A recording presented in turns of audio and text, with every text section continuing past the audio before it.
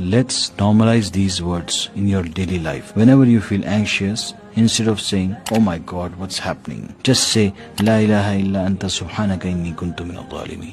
When you are helpless and you want something to happen with you and you are desperate about something, you should say, "Rabbi inni lima anzaltu ilayya min khairin faqir." The moment you feel jealous, the moment you have bad feelings in your heart, keep reciting Astaghfirullah Rabbi min kulli dhanbin wa.